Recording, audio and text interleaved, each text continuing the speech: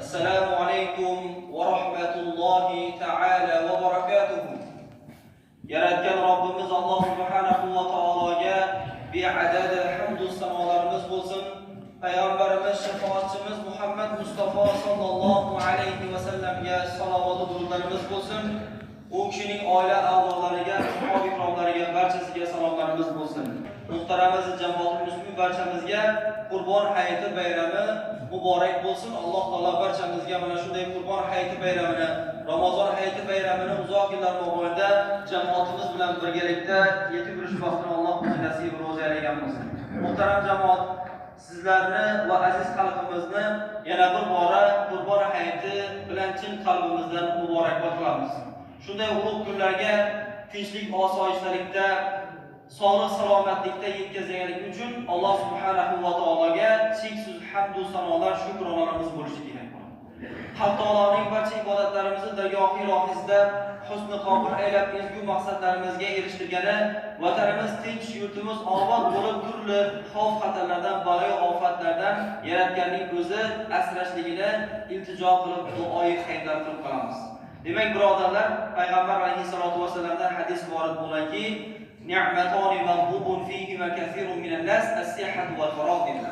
Ya'ni ikkita ne'mat borki, ummatim hargiz unga shukr. Ulardan birinchisi sog'lik, salomatlik, ikkinchisi tinchlik, xotirjamlik ne'mati dedilar. Demak, tinchlik, xotirjamlik bu ulug' ne'mat bo'lib, Alloh taoloni sizu bizga bergan ulug' bir ne'matlardan hisoblanadi. Shuning uchun buni qadrini yetishligimiz kerak bo'ladi. Shuni bilib qo'yishimiz kerak bo'ladiki, ne'mat qachon tadid desa, na u ne'mat bo'lishidan qat'iy nazar, qachoniki tinchlik bo'ladigan bo'lsa, osoyishtalik bo'ladigan bo'lsa, farovonlik bo'ladigan bo'lsa, demak ne'mat shunda tadid degan birodarlar. Qurbon hayiti islomdagi eng ulug' bayramlardan biri bo'lib, bu kunlarda barcha mo'min musulmonlar, xususan ayni paytda muqaddas zaminda haj amallarini ado etayotgan dunyo hojilari uchun ular qatoridan minglab vatandoshlarimiz ulug' ajrlar umid turibdilar. Ya'niki Alloh taoloni ularga farz qilgan arkonlardan birisi bo'lgan haj ibodatini ado qilishlik uchun alhamdulillah hojilarimiz inshaalloh karim haj ibodatlari bajarishlik uchun shay turibdilar. Ana endi bu yerda bizni yurtimizdan ham, bizning ilotimizdan ham demak o'zini farzini ado qilish uchun haj ibodatini ado qilish uchun barcha hojilarimiz bor. Alloh taolo bularni qilib turgan haj ibodatlarini dargohida husn maqbul aylab, siz biz azizlarga ham shu yo'llarga borib haj ibodatlarini ado qilish vaqtini Alloh o'zi nasib ro'za aylagan bo'lsin. Muhtaram jamoat, hayit namozi o'qilgach millionlab musulmonlar Alloh taoloning chaqirganlar bayda shukrona bilan qurbonlik qiladilar. Demak, qurbonlik qilishlik bu Ibrohim alayhissalomdan qolgan an'ana hisoblanadi. Sarvari koinot suyukli payg'ambarimiz Muhammad Mustafa sallallohu alayhi va sallam ham Hazrati Ibrohim alayhissalomning an'anasini davom ettirishga buyurilganlar.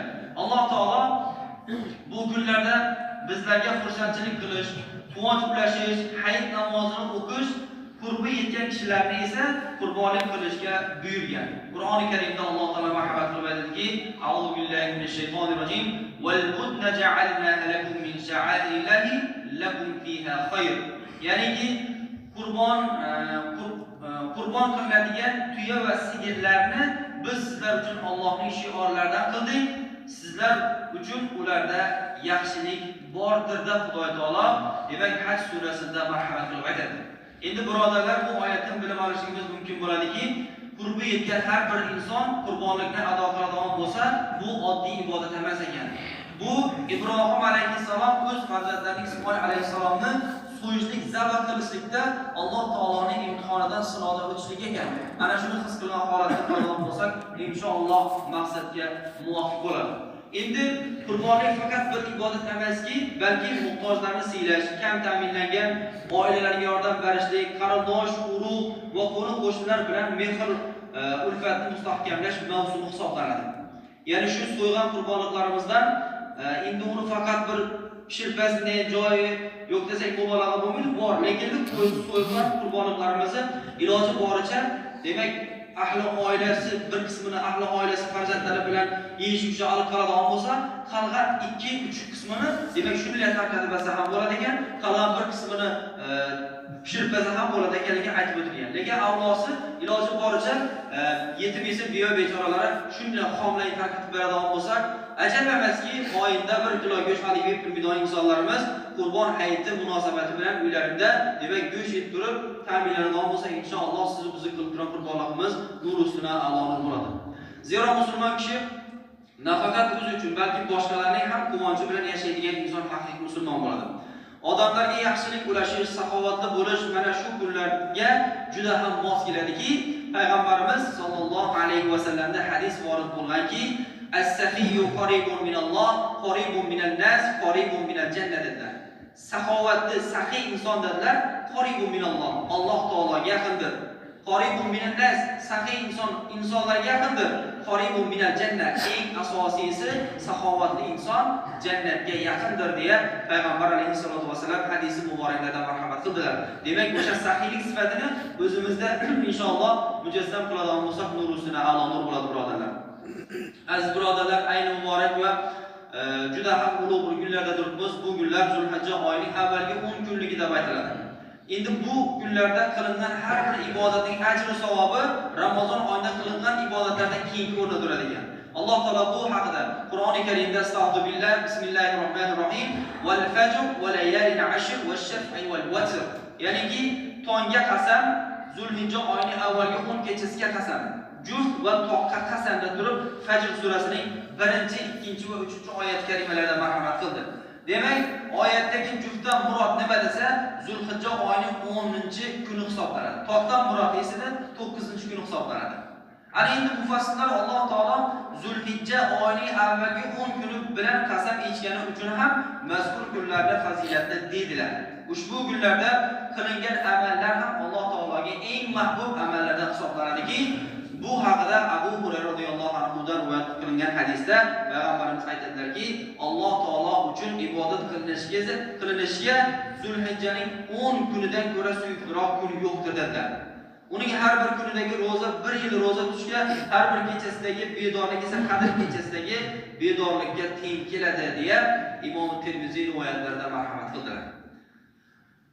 Bandani Alloh taologa yaqinlashtiruvchi moliyaviy ibodatlardan biri bu qurbonlik hisoblanadi. Qurbonlik orqali mu'min banda yaratganning amri bilan o'z molidan voz kechishi imtihon qilinadi. Dinimizda qurbonlik amali naqadar ulug' ekanligi haqida oyatlar juda ham ko'p. Xosatan Alloh taolo bu oyatda aytadiki, Astagfirullah zalika va man yu'azzim sha'airallohi fa innaha min taqval qulub. Ya'ni ish shudirki, kimiki Allohning shiorlarini hurmat qilsa, bas bu dillarning taqvosidir dedilar oyatda. E'tibor bering, Allohning shiorlarini hurmat qiladigan bo'lsa, bu dillarning taqvosidir. Ushbu oyat karimaga ko'ra har bir inson qurbonlikni oddiy rasm sifatida emas edi. Nima desa, balki Alloh taolo menga shu narsani vojib qildiki, men Alloh taoloning yo'lida shu narsani qilib turibman deb turib qilishim kerak bo'ladi. Endi qurbonlikning asosiy maqsadi nima desa, molni so'yishning o'zi emas, balki Allohning amriga bo'ysunishlik, uning roziligini istash va qalbdagi taqvoni namoyon qilishlikdir. Shu bois ham qurbonlik haqida Qur'oni Karimda bir nechta oyatlar nozil bo'lganki, bizni kunlik ibodatlarimizda o'qigan suralarimiz Kavsar surasida Alloh taolo dedi, Astagfirullah, fasolli li robbika wanhar dedi. Nima? Bas Robbingiz uchun namoz o'qing va qurbonlik qiling deb Alloh taolo Kavsar surasining 2-oyat karimasida marhamat qildi. Ana shu ushbu oyat karimani mufassirlarimiz tafsir qilganlar aytgan ekanlarki, qurbonlikning vojib ekanligiga dalolat qiluvchi oyatlardan birisi deb turib marhamat qilib aytib o'tgan ekanlar. Endi qurbonlik tarixi bilamiz, Ibrohim alayhisalomga borib taqaladi. Alloh taolo Ibrohim va u kishining suyukli o'g'li Ismoil alayhisalomni og'ir imtihon qildi, birodarlar. Bu yengil imtihon emas, og'ir imtihon edi. Nima uchun desa, oddiy misol, o'zimizni farzandimizni hattoki so'yishni u yoqda tursin, uni qo'lina biror bir tikon deyadigan bo'lsa, demak farzandlardan aql deydi. Shuning uchun ham payg'ambarlarning tushlari vahiy bo'ladiki, Alloh taolo o'zini payg'ambarlarni chiroyli holatda imtihon qildi va imtihondan o'tganligi uchun siz va biz bugungi kunda alhamdulillah demak, qurbonlik uchun qo'ydir, qo'chqordir, moldir, tuyadir so'yishlarga targ'ib qilinamiz. Endi ushbu qissani Alloh taolo quyidagi oyat kalima bilan marhamat qilib aytadiki: Astagfirullah fabashsharnahu bi ghulamin halim falamma balagha ma'ahu sa'ya qala ya bunayya inna ara fil manami anna adbahuka fanzur madha tara qala ya abati if'al ma tu'maru satajiduni insha'allah min as-sabirin. فلما أسلم وتله للجبين وناديناه أي يا إبراهيم إن هذا لهو البلاء المبين وفديناه بذبح عظيم. صدق الله العظيم. يعني bu oyatning ma'nosi biz unga bir halim o'g'il bo'lishi to'g'risida xushxabarni berdik dedi Alloh taolo Ibrohim alayhisalom. Biz qachonki otasi bilan birga yuradigan bo'lgach Ibrohim ey o'g'ilcham men tushimda seni qurbonlik uchun so'yayotganimni ko'rdim dedi. Endi sen o'zing nima ra'y fikr qilishingni bir o'ylab ko'r dedi Ibrohim alayhisalom Ismoil alayhisalom. Shundan Ismoil alayhisalom aytdiki: "Ey otajon, sizga tushingizda Alloh tomonidan buyurgan ishni qiling, inshaalloh men sabr qiluvchilardan topursiz meni" dedi. Bas qachon ikkisi ham Allohning amriga bo'ysunib Ismoilni qurbonlikka peshonasi bilan yerga yotqizgan ediki, unga bir nido keldiki: "Ey Ibrohim, albatta bu qurbonlikka buyurishim ayni sinov imtihon edi. Biz Ismoilni o'rniga katta bir qo'shqor so'yishlikni badal qildik" deb turib Alloh taolo Soffat surasida marhamat qilib aytib o'tdi. Ana shu imtihondan chiroyli holatda o'tganligi uchun ham demak birodarlar, siz bizlar bugungi kunda o'sha qo'dir qo'shqorlar so'yishlikdan targ'ib qilinamiz. Agar yo'q, men so'ymayman farzandimni deb turib voz kechgandadiki, bugungi kunda har bir inson o'zini farzandini qurbonlik qilishi uchun so'yishlikka shart bo'lib qolgan bo'ladi birodarlar. Endi qurbonlik Zulhijja oyining 10-chi, ya'ni Qurbon hayiti kuni 11-chi va 12-chi kunlarda amalga oshiriladi. Uning oxirgi kuni demak Zulhijja oyining 12-chi kuni quyosh botishi, ya'ni asr namozini o'qiyuncha bo'lgan vaqtda bo'ladi ekan. Shuning uchun bir narsani bilib qo'yishimiz kerak bo'ladiki, biz ko'p aytganmiz, qurbonlikni 3 kun ichida so'yiladi birodarlar. Ya'ni bugun, ertaga, indingi 3-kunini asr namozini o'qiyuncha so'yilaveradi. Shu 3-da so'yib pishirib bersa yoki taqasini degan joyi yo'q. Hattoki aytilganki, 3 kun ichida so'yib turib, shu go'shtni indiki yil Qurbon hayitidan turib ham demak yeyishlikka taraf qilinadi bor ekan. Shuning uchun bir narsani bilishimiz kerak bo'ladiki, haqiqiy men qurbonlik qilaman, Allohning roziligini topaman degan inson chida desa, 3 kun ichida so'yadigan xohlagan vaqtda inson qilib berish kerak bo'ladi. Bizlarda bir odat bor, 3 kun ichida so'ydikman, aytsa qurbonlikni birinchi kuni soat 11 20 joyda, soat 12da, 15 joyda deb turib aytishlik bor. Endi insonning nafsida o deydi, barada bir joyda yeysiz, ikki joyda yeysiz, uchlar joyda yeb ham bilmaysiz kerak. Ana endi do'kkarga yeyishlikda bo'ladi desa, tasavvurda harom bo'lib qoladi ekan. Shuning uchun haqiqiy men bir taqvo qilaman, Alloh taoloning bergan anozini qilaman deydigan inson bo'ladigan bo'lsa, bilsinki qurbonligini 3 kun ichida so'ygan holatda va pishirib berishga talab qilinmaydi. Qurbonlikdan so'ygan holatda shuni 2 kilodandir, 3 kilodandir, 1 kilodandir so'yib turib, shuni tarqatib turib, yedik mesela biyo bechoralar beradigan bo'lsa, barchasi qozonda pishirgan sho'langizni afzal bo'lib qoladi ekan. Shuni yaxshi bilishingiz kerak bo'ladi. Xo'p, vaqtimiz ham yaqinlashib qolyaptiki, barchamizga Qurbon hayiti muborak bo'lsin. Alloh taolo ko'plarni uzoq yillar mobaynida istiqomatdan Alloh o'zi nasib o'zlariga bo'lsin. Endi muhtaram jamoatim muslim, bu Qurbon hayiti namozlari, Eid Ramazon hayit namozlari yilda bir marotaba, 2 marotaba bo'lganligi uchun ko'p inson bu namozni o'qish tartibini sal unutib qo'yishligimiz mumkin bo'ladi va bo'lib ham aramizda yoshlar qo'shilgan bo'lishi mumkin. Eid al-Adha namozini o'qish tartibini qisqa tushuntirib o'tamizki, Eid hayit namozi Bomdod namozining 2 rakat farzini o'qishidi. Faqat 3 narsada mubolag'a bo'ladi. Birinchisi niyat qilganda, ya'ni niyat qildim Qurbon hayiti namozini o'qimoqlikni xolis Alloh uchun degan holatda har kim o'zini niyatini qiladi. Ikkinchisi bo'ladigan bo'lsa, niyat qilib qo'llar bog'langandan keyin Allohu akbar aytgandan keyin demak o'sha subhanakani o'qiladi. Subhanakani o'qib bo'lgandan keyin 3 marotaba takbir aytiladi. Ikkinchisi.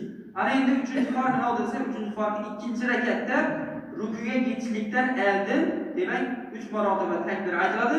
4-takbirda rukuga boriladi va ruku qilinadi, sajda qilinadi, ikki tarafga salom beriladi va shu shaklda hayit namozlari ado qilinadi. Qiyin narsa emas. Demak, imomiy xudo qilgan holatda inshaalloh ado qilamiz.